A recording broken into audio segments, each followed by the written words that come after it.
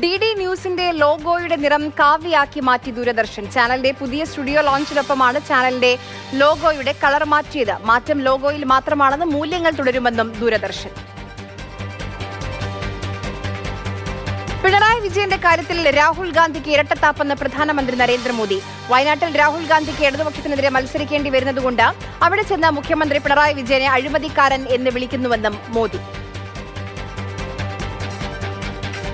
വയനാട്, ഇടുക്കി തുടങ്ങിയ മലയോര ജനതയെ കുടിയിറക്കാനുള്ള പദ്ധതിയാണ് കോൺഗ്രസ് പ്രകടന പത്രികയെന്ന PC George.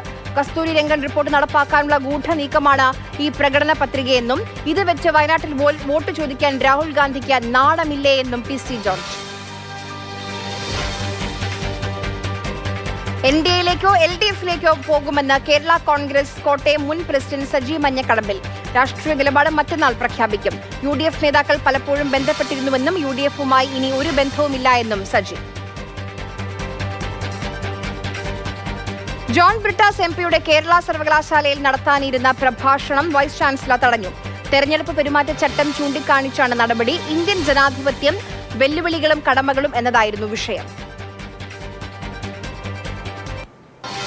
Rajeev Gandhi വധക്കേസ് പുനരന്വേഷിക്കണമെന്ന major Ravi. Indira Gandhi വധവും Rajeev Gandhi വധവും തെരഞ്ഞെടുപ്പിന് തൊട്ടു മുൻപായിരുന്നു.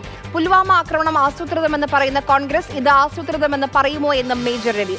പത്തനംതിട്ടയിൽ അനിൽ ആന്റണിയുടെ പ്രചാരണത്തിനിടെയാണ് ഈ പരാമർശം.